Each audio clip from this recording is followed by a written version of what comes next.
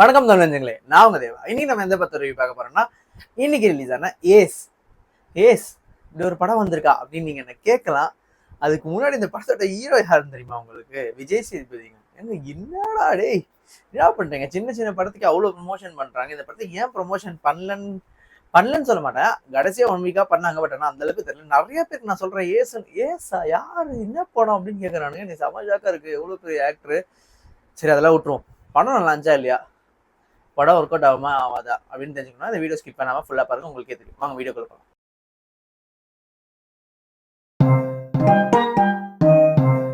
First ace. இந்த படத்துல விஜய் சேதுபதி, ருக்மிணி வசந்த், அதுக்கப்புறம் பப்ளு பிருத்விராஜ், இதை தாண்டி யோகி பாபு, இது மாதிரி நிறைய பேர் நடிச்சிருந்தாங்க. என்னதான் இவ்வளவு பேர் நடிச்சிருந்தாலும் இந்த படத்தை ஹோல்ட் பண்றது 2 பேர் தாங்க. வேற யாருமே இல்லை. அது யோகி பாபுவும் விஜய் சேதுபதி தான். படம் ஃபுல்லா அவங்களோட காம்பினேஷன் சீன்ஸ் தான். எனக்கு வந்து யோகி பாபு வந்து ரொம்ப வருஷம் கழிச்சு படம் ஃபுல்லா வராருன்னா அது இந்த படமா தான் இருக்கும். நிறைய கால் ஷீட் கொடுத்துருக்காரு, ஏன்னு தெரியல. ஏன்னா அவரோட கேரக்டர் அந்த அளவுக்கு இம்பார்ட்டண்டா தான் இருந்தது. படம் ஃபுல்லா டிராவல் பண்ற மாதிரி இருந்தது. நல்ல ஒரு கவுண்டர்ஸ், காமெடி எல்லாமே நல்லாவே ஒர்க் அவுட் ஆயிருந்தது. சேதுபதி இந்த ஹியூமர் ரோல ரொம்ப சூப்பராக பண்ணியிருந்தாருன்னு தான் சொல்லணும். ஸோ இதெல்லாம் தாண்டி இந்த படம் வந்து ஆல்ரெடி ஒரு நல்ல நாள் பார்த்து சொல்றேன் அப்படின்னு ஒரு படம் வந்திருக்கும். அந்த டேரக்டரோட படம் தான். அவரே ப்ரொடியூஸ் பண்ணி இந்த படம் டைரக்ட் பண்ணியிருக்காரு.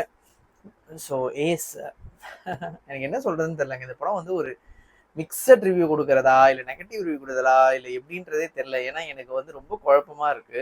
ஏன்னா இது ரொம்ப ரொம்ப ரொம்ப நார்மலான கதை. அது கரெக்டாக எக்ஸிக்யூட் பண்ணியிருந்தாங்கன்னா இந்த படம் சூப்பராகவே இருந்திருக்கும்னு சொல்லுவேன். பட் ஆனால் இந்த படத்தை ரொம்ப இப்படி இப்படி ஃப்ளாட்டாக எடுத்துகிட்டு போயிட்டாங்கன்னு தான் சொல்லுவேன். ஒரு ஹை மூமெண்ட் கூட இல்லை.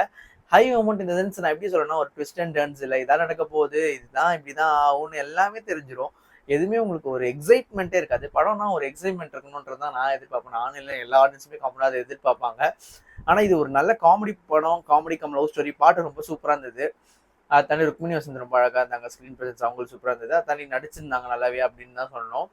இதெல்லாம் தாண்டி விஜேஎஸ், அதாவது விஜய் சேதுபதி ஏன் இந்த படத்தை சூஸ் பண்ணாரு அப்படின்றது எனக்கு சுத்தமாக தெரியல. ஏன்னா மகாராஜாக்கு அப்புறம் இப்படி ஒரு விடுதலைக்கு அப்புறம் ஒரு படம் வருதுன்னா அந்த படத்தை நான் எவ்வளோ எக்ஸ்பெக்டேஷன் வேணும் வச்சிருப்போம். பட் ஆனால் நம்ம எக்ஸ்பெக்டேஷன் வைக்கிறதுலாம் இங்கே மேட்டரே இல்லை. ஸோ அவங்க என்ன முடிவு பண்ணியிருக்காங்கன்னா, எல்லாருக்குமே ஒர்க் அவுட் ஆகுமான்னு கேட்டிங்களா, எஸ் கண்டிப்பாக ஒர்க் அவுட்டே ஆகாது. நிறைய பேருக்கு ரொம்ப ரொம்ப சின்ன ஆடியன்ஸ்க்கு தான் இது ஒர்க் அவுட் ஆகும். சின்ன ஆடியன்ஸ் இந்த சென்ஸ் நான் சொல்றது கொஞ்சம் ஸ்மால் பீப்புள் ஆஃப் ஆடியன்ஸ்க்கு தான் ஒர்க் அவுட் ஆகும். ஏன்னா நிறைய பேர் இப்போ சினிமா வேற மாதிரி பார்க்க ஆரம்பிச்சாங்க. இந்த மாதிரி படங்கள்லாம் யாருமே பார்க்கறதே இல்லை. ஏன்னா இன்னைக்கு நான் போனது ஃபர்ஸ்ட் ஷோங்க. ஆனால் தியேட்டரில் ஒரு 40 பேர் கூட இல்லை. எனக்கு வந்து சரி விடுங்க, கொஞ்சம் கஷ்டமாக தான் இருந்தது. ஏன்னா வந்து விஜய் சேதுபதி இவ்வளோ பெரிய ஆளாயிட்டாரு, இன்னமும் ப்ரமோஷன் தேவைப்படுதா இல்லை எங்கே லேக் ஆகுறாங்க அப்படின்றது எனக்கு சத்தியமாக தெரியல. பட் என்னதான் இவ்வளோ இது இருந்தாலும் இந்த படத்தில் காமெடி நல்லா ஒர்க் அவுட் ஆயிருக்கு. அதுக்கப்புறம் ஆக்ஷன் சீக்வன்ஸ் ரொம்ப நல்லா பண்ணியிருக்காங்க. படம் வந்து கொஞ்சம் போர் அடிக்காமல் போகுதுங்க, எங்கேயே போர் அடிக்காமல் இருக்குது. ஸோ அதெல்லாம் ஓகே தான். பட் ஆனால் படம் சாட்டிஸ்ஃபேக்ஷனாக இல்லை. படம் பார்த்துட்டு வந்த ஒரு ஃபீலே இல்லை. சும்மா அப்படியே உட்காந்து அப்படி பார்த்துட்டு வந்த மாதிரி தான் இருந்தது. எங்கேயுமே ஒரு இது இல்லை. ஸோ இதை தாண்டி இந்த படத்தில் கதைன்னு பார்த்தீங்கன்னா ஒரு நார்மலான ஒரு ஹைஸ்ட் மூவி தான். ஸோ அதில் வந்து லவ்லாம் போட்டு நல்ல எமோஷன்ஸ் வரணும்னு ட்ரை பண்ணுறாங்க. பட் எங்கேயுமே எமோஷனும் ஒர்க் அவுட் ஆகல பெருசாக. ஸோ ஓவராலாக இந்த படத்துக்கு நம்ம சைட்லேருந்து கொடுக்குற ரேட்டிங் 100க்கு 70.